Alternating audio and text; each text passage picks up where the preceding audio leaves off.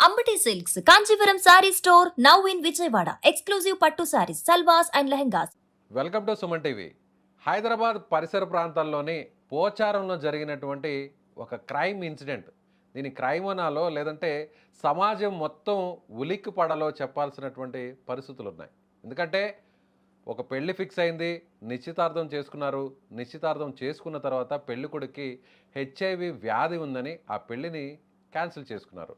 దాంతో కక్ష కట్టినటువంటి ఆ పెళ్లి కుమారుడు మనోహర్ అనేటువంటి వ్యక్తి ఆ అమ్మాయి దగ్గరికి, అంటే పెళ్లి కుమార్తె దగ్గరకు వెళ్ళి బలవంతంగా నన్ను ఖచ్చితంగా పెళ్లి చేసుకోవాలని వాదించడమే కాకుండా తనకు హెచ్ఐవి వ్యాధి ఉండడంతో తన రక్తాన్ని ఒక సిరంజిలో నింపుకొని తనకు ఇంజెక్షన్ చేసి తనకు కూడా హెచ్ఐవి వ్యాధి వచ్చి తను కూడా చనిపోవాలనేటువంటి కక్షను తీర్చుకున్నటువంటి ఉదంతం ఇప్పుడు వెలుగులోకి వచ్చింది. ఎస్, దీని గురించి మాట్లాడదాం. ఇలాంటి సంఘటనలు జరుగుతుంటాయి. ముఖ్యంగా ఇటీవల వచ్చినటువంటి ఒక సినిమా రాజు వెడ్స్ రాంబాయ్, ఈ సినిమాలో కూడా ఇలాంటి ఒక సన్నివేశమే ఉంది.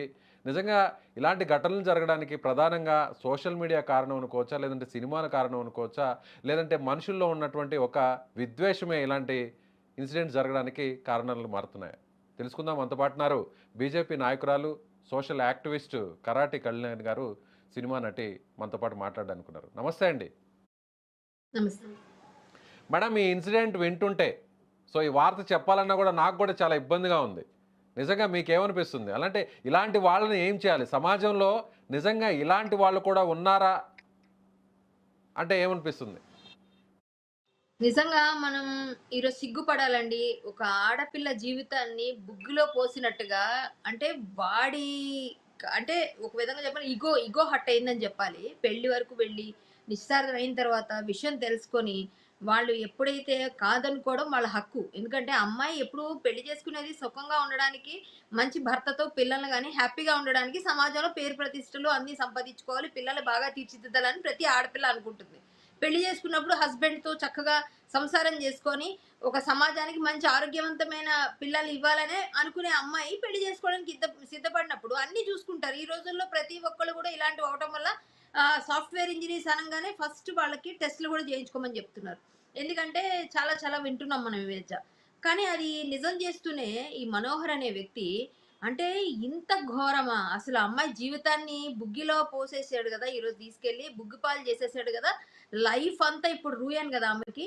ఇప్పుడు ఆమెకి ఏమీ అసలు అభం శుభం తెలియకుండా, సంబంధం లేకుండా ఒక ఎయిడ్స్ అని హెచ్ఐవి ఆ వ్యాధిని ఎక్కించడం అన్నది ఎంత అమానుషం అండి! ఎంత క్రూరమైన పనండి!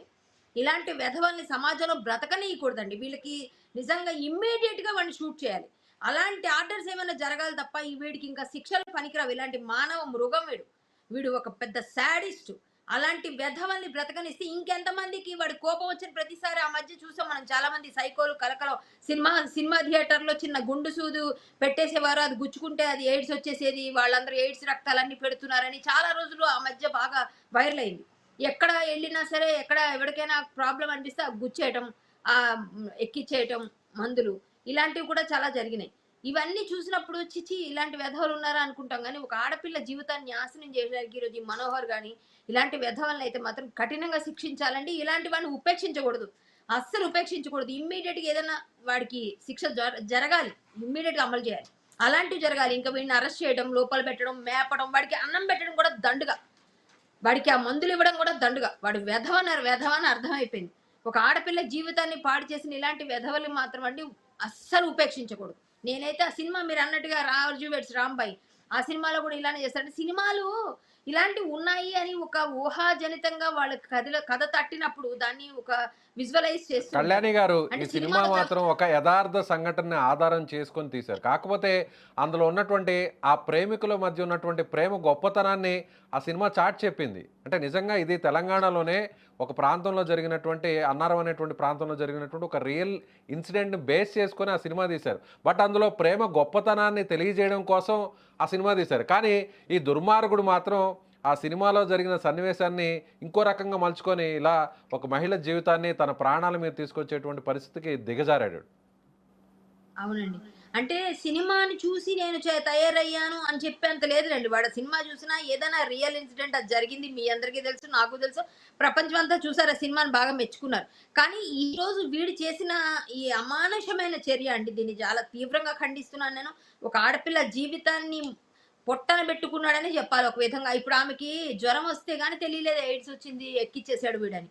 అంటే ఇప్పుడు ఆ ఎయిడ్స్‌తో అమ్మాయి మానసికంగా కృంగిపోవడమే కాకుండా అది బయటికొచ్చేదా చెప్పండి? బ్లడ్‌లో కలిసిపోయిన తర్వాత దానికి ఎంత అడ్వాన్స్‌డ్ టెక్నిక్స్, ఎంత అడ్వాన్స్‌డ్ ట్రీట్మెంట్ తీసుకున్నా సరే అమ్మాయి లైఫ్ ఏంటండి? రూయినే కదా ఈరోజు. అనవసరంగా ఇట్లా చెడగొట్టేసి ఇలాంటి వెధవల్ని ఒక్కసారి అయినా సరే మనం గట్టి శిక్షలు నిజంగా ఇలాంటి వాళ్ళు చేసేవాళ్ళకి ఏదైనా ఇలాంటి చిన్న చిన్న పనులు చేసే రేపులు చేసేవాళ్ళు సారీ అత్యాచారాలు చేసేవాళ్ళు వాళ్ళని వీళ్ళని గల్ఫ్ దేశాల్లో శిక్షలు ఉంటాయి చూసారా? అట్లాంటి శిక్షలు అమలు పడాలండి ఇలాంటి వాళ్ళకి.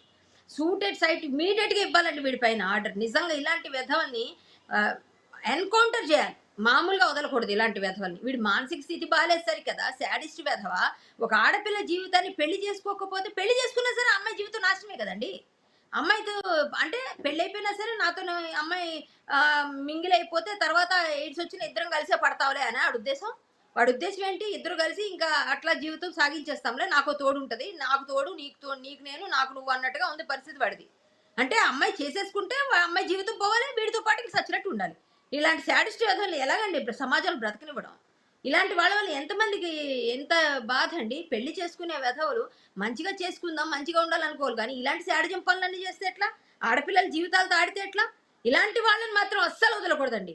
దీన్ని ఉపేక్షించడానికే లేదు. నిజంగా ఈరోజు జరిగిన ఈ సంఘటన సమాజంలో అందరూ తలదించుకొని సిగ్గుపడాల్సిన సమయం. ఎందుకంటే ఇలాంటి పరిస్థితిలో మనం ఉన్నామే, ఇలా ఆడపిల్ల జీవితాలతో ఒకడేమో యాసిడ్ పోస్తాడు, ఒకడేమో కత్తితో పొడుస్తాడు, వాడు చెప్పినట్టు వినకపోతే ఎవడికి నచ్చినట్టు వాడు ఆడపిల్లల జీవితాలతో ఆడేటివే. పోనీ ఆడపిల్లలు కూడా కొంతమంది తప్పుడు వాళ్ళు లేరు, మగవాళ్ళే తప్పుడు వాళ్ళని కాదుగా. ఇటువైపు కూడా చాలా మంది మోసాలు చేసేవాళ్ళు కనిపిస్తున్నారు. వాళ్ళని కూడా మనం ఖండిస్తున్నాం. కానీ మగవాళ్ళలో ఎక్కువ శాడిజం చూస్తున్నాం ఇట్లాంటిది. చంపడం, లేపోతే ఏదైనా దారిలో ఎళ్తున్నప్పుడు యాసిడ్‌లు పోసేయటం బళ్ళ పైన వెళ్లి, లేపోతే కత్తులు పట్టుకెళ్ళి క్లాస్ రూముల్లోకి పొడిచేయటం. వాడి తాలూకు అక్కసు తీర్చుకోవడానికి, వాడి కసంతా తీర్చుకోవడం.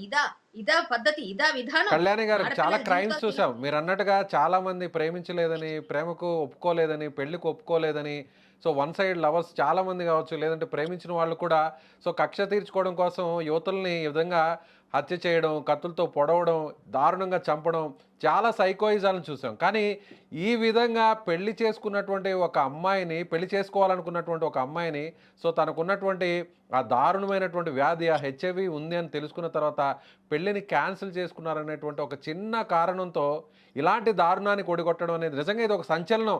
సో ఇది వినడానికే చాలా చాలా అసలు ఆశ్చర్యంగా ఉంది, షాకింగ్‌గా ఉంది. నిజంగా పాపం ఆ అమ్మాయి పరిస్థితి ఎలా ఉంటుందండి?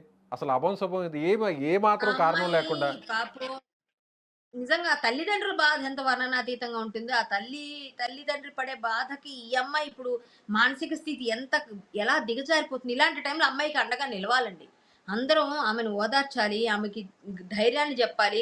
వీలైతే అమ్మాయిని కలిసి ఖచ్చితంగా "అమ్మ నీకు మేమందరం ఉన్నామని" జెప్పాలి. ఆమెకు మంచి ట్రీట్మెంట్ ఇవ్వాలి. ఇప్పించాలి. బెటర్ ట్రీట్మెంట్ ఇప్పించాలి. ఇంకేమైనా రక్త మార్పిడుల ద్వారా ఇట్లాంటివన్నీ పోయేది ఇప్పుడు చాలా మంది చేసుకుంటున్నారు కదండీ! కొన్ని ట్రీట్మెంట్స్‌కి స్టెమ్ సెల్స్ అని, అవని, ఇవని హెల్త్ లేకపోతే మన బ్లడ్ చేంజింగ్ అని. బ్లడ్‌తో పాటుగా చాలా వరకు బయటికి వానిష్ అయిపోయి గూడా ఉంటాయి. ఏమన్నా కనిపెట్టారేమో ఎవరికి తెలుసు? మనం అన్ని రకాల ప్రయత్నాలు ఎక్కడైనా అడ్వాన్స్ ట్రీట్మెంట్ ఉందా? ఏదైనా ఉందా? అన్నది చెప్పి అమ్మాయికి ధైర్యాన్ని ఇస్తే కొంతకాలం అమ్మాయి మానసికంగా బతకగలుగుతుంది ధైర్యంగా.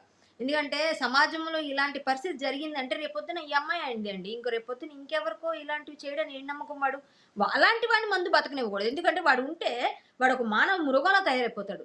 వాడొక సైకోపాత్. వాడు ఖచ్చితంగా పిచ్చి పిచ్చిగా ఈ అమ్మాయి సంగతే కాకుండా మిగిలిన వాళ్ళని ఇంకెంతమందికి ఎవరికైనా ఫ్రెండ్స్‌లో గాని, లేపోతే ఇంకెవరికైనా ఈ చుట్టాల్లో గాని కోపాలుండి ఎవరికైనా ఎక్కిచ్చాడేమో గూడా తెలీదు మనకి. ఏమో ఎవడికి తెలుసు? ఎందుకంటే ఇలాంటి వెధవలు అలాంటివి చాలా జేస్తారు. వాడి ఫ్రెండ్ సర్కిల్‌లో వాళ్ళకి వీళ్ళకి వాడు క్లోజ్‌గా ఉన్న వాళ్ళందరూ ఇప్పుడు చెక్ చేయించుకోవాలి అన్నీని. వాడు ఎప్పుడు ఏం జేశాడో అని. ఎందుకంటే వాడు ఈ అమ్మాయిని ఎట్లా జేశాడంటే వాడు కోపం వస్తే వాడు ఇట్లాంటివి జేస్తాడు. సో, అలా కోపం ఎవరికైనా తెప్పిచ్చారేమో ఎప్పుడైనా జూసుకొని వాడి గురించి వివరాలు వెలికి తీయాల్సిన అవసరం ఉందండి. ప్రభుత్వం ఈ విషయంలో చాలా గట్టి నిర్ణయం తీసుకొని వాడికైతే శిక్ష పడేటట్టుగా చేయాలి. ఇమ్మీడియేట్‌గా అమ్మాయికి న్యాయం జరగాలి. అన్ని విధాలుగా ఆమెని సేఫ్ గార్డ్ చేయాలి. ఆమెని తీసుకెళ్ళి ఎక్కడైనా మంచి బెటర్ వైద్యం ఇప్పించి, ఆమెకు అన్ని విధాలుగా ధైర్యంగా ఉండాల్సిన సమాజం అంతా కూడా నిలబడాలని నేను కోరుకుంటున్నాను. ఇది చాలా అమానుష్యమైన ఘటన అండి. చాలా బాధ కలిచివేస్తోంది మనసు వింటుంటేనే. బాధపడాల్సిన అంటే మనం ఏం చేయగలం? మనం మాట్లాడి 4 ముక్కలు ఆమెకి ధైర్యాన్ని ఇవ్వగలుగుతాం. కానీ ఆరోగ్యాన్ని ఇవ్వలేం కదండీ! ఆరోగ్యం అనేది చాలా ముఖ్యం మనిషికి. నిలబడాలన్నా, కూర్చోవాలన్నా ఏదైనా 2 రోజుల తర్వాత అమ్మాయి అన్ని విధాలుగా ఆమె ఫేస్ చేయాలి అవన్నీ ప్రాబ్లమ్ కాన్సిక్వెన్సెస్ అని. మనమందరం చెప్పగలుగుతాం. కానీ ఆ పిల్లని అలా తయారు చేసిన ఆ వెధవకి ఏదైనా శిక్ష పడిందనుకోండి, ఆమె ఆనందపడుతుంది. కనీసం మానసిక స్థైర్యాన్ని కూడగట్టుకుంటుంది. నన్ను ఇలా చేసిన వెధవకి, ఇంతమందిని ఇబ్బంది పెట్టిన ఈ వెధవకి జరిగింది మంచి శిక్ష అని. ఆమె ఆమె ఆమె జీవితాన్ని ఆమె ఎందుకండి కోల్పోవాలి ఈ వెధవ వల్ల?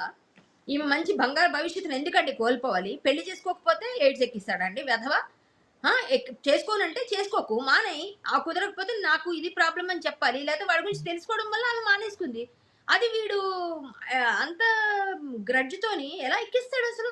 అసలు ఎంత హౌ డేర్ అసలు ఎలా చేశాడు అసలు? అసలు అమానుష్యం కాదా ఇది? చాలా ఘోరం అండి. ఇదైతే మాత్రం తీవ్రంగా ప్రతిఘటించాల్సిన విషయం. తీవ్రంగా ఖండించాలి. తీవ్రంగా ప్రతిఘటించాలి.